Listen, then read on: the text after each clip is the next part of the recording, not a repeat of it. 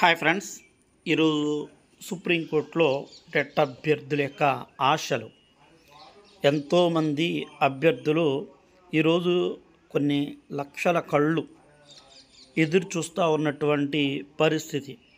Supreme court నుంచి ఏం వస్తుంది ఏంటి అన్నదని. సో మనం ఎప్పటికప్పుడు కూడా మీకు లైవ్ అప్డేట్ అనేది కూడా అప్డేట్ రాగానే దాదాపుగా 11 అంటే కోర్టు ప్రొసీడింగ్స్ 10:30కి ప్రారంభమవుతాయి. దాదాపుగా మన యొక్క కౌంటర్ వచ్చేటప్పటికి, అంటే మన పిటిషన్ వచ్చేటప్పటికి ఇంచుమించుగాను మరి 12:30, 1 గంట ఆ లంచ్ మోషన్కి అటు ఇటు వచ్చే అవకాశం అయితే కనుక ఉంది. నేను మీకు ప్రతి విషయాన్ని కూడా అప్డేట్ ఇవ్వడానికి అన్ని ప్రయత్నాలు చేస్తాను. దయచేసి ప్రతి ఒక్కరూ కూడా, అది ఎవరైతే టెట్ కావాలి పిటిషన్ వేశారో, ఆ సమస్య ఉన్నదో వాళ్ళు చూడడానికి ప్రయత్నం చేయండి. మిగిలినటువంటి అభ్యర్థులు ఎవరైతే ఉన్నారో వాళ్ళు మీరు ప్రాక్టీసు మాక్ టెస్టులు పెట్టింది కదా గవర్నమెంట్, ఆ మాక్ టెస్టులని చక్కగా మీరు ప్రిపేర్ అవ్వండి. ఢిల్లీకి చంద్రబాబు గారు నేడు రేపు కేంద్ర మంత్రులతో భేటీ ఆల్రెడీ వెళ్ళారు.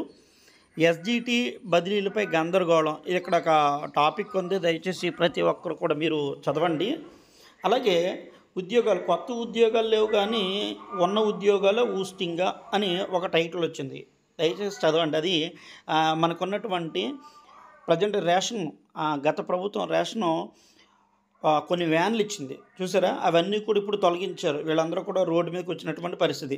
కానిస్టేబుల్ అభ్యర్థులు మీకు 1వ తారీఖు నుంచి కూడా పరీక్ష, హాల్ టికెట్లన్నీ కూడా పెట్టడం కూడా జరిగింది. ఒక్కసారి దయచేసి మీరు చూడండి, ఓకేనా. ఇక్కడ సుప్రీంకోర్టులో టెట్ అభ్యర్థులు అలాగే డిఎస్సి పరీక్షల షెడ్యూలు 2 ఇవేనా, ఒకే జిల్లా ఒకే పేపర్ పెట్టకపోతే మేము నష్టపోతూ ఉంటున్నారు చాలామంది. అది వాస్తవం. ఇవి ప్రతి ఒక్కరు కూడా మీరు గమనించాలి. అంటే అభ్యర్థులు ఎంతోమంది అభ్యర్థులు అయితే కనుక అభ్యర్థించారు, మీరు నార్మలైజేషన్ చేయటం వల్ల మేము నష్టపోతాము అని. సో ప్రభుత్వం పట్టించుకోలేదు అన్నీ తెలుసు.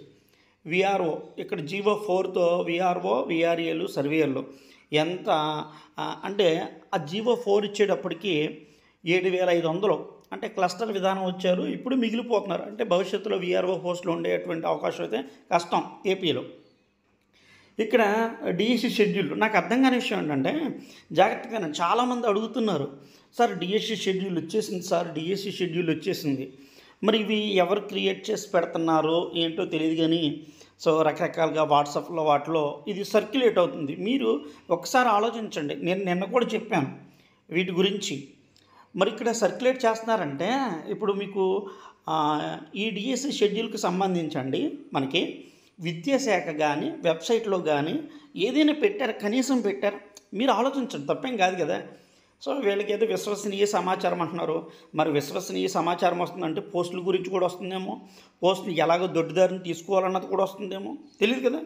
అంటే ఇక్కడ చూడండి, ఏది ఫస్ట్ ఫేజ్లోనేమో ఎస్ఏ లాంగ్వేజు, సెకండ్ ఫేజ్లోనేమో ఎస్ఏ సబ్జెక్టులు, తర్వాత ఎస్జిటి, పైగా 75 కిలోమీటర్ల పరిధిలో అన్నారు.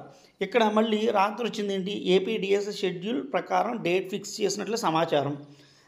జూన్ 6 నుంచి 16 వరకు ఎస్జిటీలు అంట, 17 నుంచి 26 వరకు స్కూల్ అసిస్టెంట్లు అంట, 27 నుంచి 3 వరకు టీజీటీ పీజీటీ అంట. ఇది నాకు అర్థం కాని విషయం. వీళ్ళు డిసైడ్ చేశారా? రాష్ట్ర విద్యాశాఖ డిసైడ్ చేసి వీళ్ళకే చెప్పిందా? అంతే కదా. రాష్ట్ర విద్యాశాఖ ఒకవేళ డిసైడ్ చేస్తే కనుక అది ప్రెస్ మీట్ పెట్టో లేదంటే కనుక వెబ్లో పెట్టో అని చెప్పాలి. అంతే. ఇలా చెబుతున్నారంటే పోస్టులు ఇప్పుడు ఇలాంటి వ్యక్తులు ఎలా తయారవుతారంటే, సో ఇలాంటి వ్యక్తులు అంటే ఇవన్నీ ఎవరు పెడుతున్నారో తెలియదు కదా. అంటే పలు అనుమానాలు వస్తూ ఉంటాయి సహజంగా. మరి పోస్టుల విషయం కూడా చాలా క్రిటికల్గా అందరూ నన్ను అడుగుతున్నారు, ఏంటి సార్ ఇది ఇన్ని వస్తున్నాయి, మళ్ళీ రేపొద్దున ఇంకోటి వస్తుందేమో. నిన్న వచ్చింది ఒకటి పెట్టాను చూడండి, రాత్రి ఒకటి వచ్చింది అంటే సర్క్యులేట్ అవుతుంది, మళ్ళీ ఈరోజు ఇంకోటి వస్తుందా, రేపు ఇంకొకటి వస్తుందా, ఏంటి ఇవన్నీ మీరు ఆలోచించండి. దయచేసి చదువుకునేవాళ్ళు చదవండి, ప్రాక్టీస్ చేయండి, ఇలాంటివన్నీ అపోహలు నమ్మొద్దు.